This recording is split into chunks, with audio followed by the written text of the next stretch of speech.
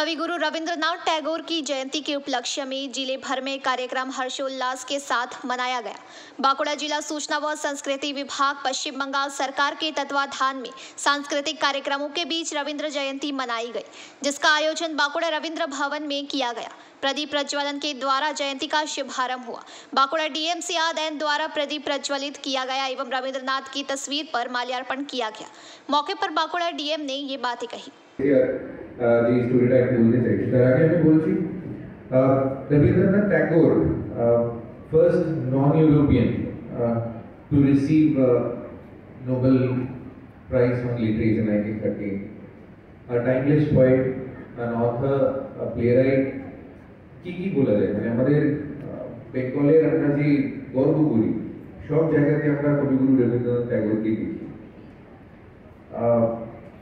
আমি আজকে বলবো এখানে যারা বসে আছে সব থেকে বেশি আনন্দ আমার। আর কি বলবো, আমি আপনাকে স্টোরি মতনই ওটা বলে দিচ্ছি। আমি কেরালা থেকে আছি, আই বিলং টু কেরালা। ওখানে একটা গ্রাম থেকে আমি বড় হয়েছি, ওখানে স্কুল থেকে আমি বাড়িতে থেকেই স্কুল করেছি, কলেজে গিয়েছি, তারপরে ইউপিএসসি দিয়ে সিভিল সার্ভিস হয়ে আইএএস পেয়ে এখানে চলে এসেছি।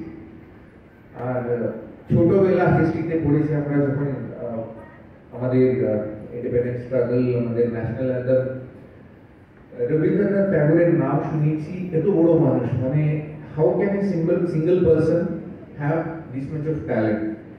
এত জায়গাতে নাম আমরা পড়েছি, শুনেছি, দেখেছি, আর এত কাজ, এত লিটারেচার করেছি। I used to. इसके अलावा बांकुड़ा अनुशीलन समिति की तरफ से भी रविंद्र जयंती मनाई गई, जो कि समिति भवन में आयोजित हुआ। वहीं अन्य तरफ उदिता नामक संस्था की तरफ से भी रविंद्र जयंती मनाई गई, जो कि बांकुड़ा शहर के मध्य केंदुआ डीही दुर्गा मंदिर प्रांगण में संपन्न हुआ। जिले के अन्य विभिन्न भागों में भी रविंद्र जयंती धूमधाम से मनाई गई। হ্যাঁ, এই শুরুতেই রবি আলোয় সাংস্কৃতিক মঞ্চ তারা রবীন্দ্রনাথের জন্মদিন পালন করছিলেন, সেখানে আমাকে আসতে বলেছিলেন।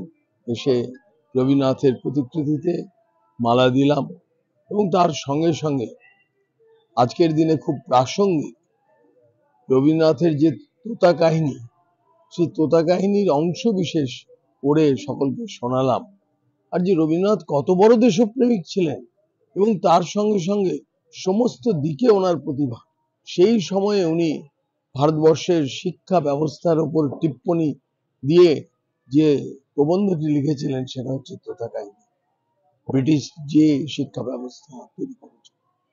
আর আজকে ভারতবর্ষের যে নতুন রাষ্ট্রীয় শিক্ষানীতি 2020 যা সারা দেশ জুড়ে লাগু হচ্ছে, সেটা একেবারে সেই ভাবনাকে অনুসরণ করেই হয়েছে, এটা মানুষকে জানালাম।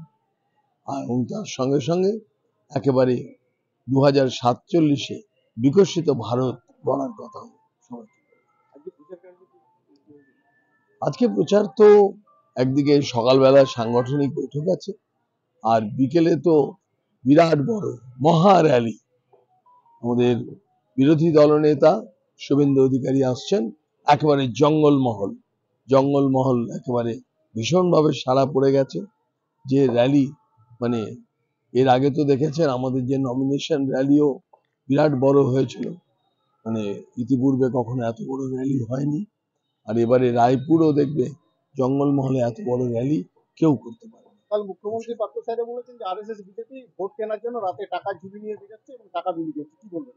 আমি কি বলবো, মুখ্যমন্ত্রী মানে প্রতিদিন অসত্য কথা বলছেন এবং মানুষ বলবে মানে উনি আসলে বর্তমান পরিস্থিতি দেখে প্রায় উন্মাদ হয়ে গেছেন।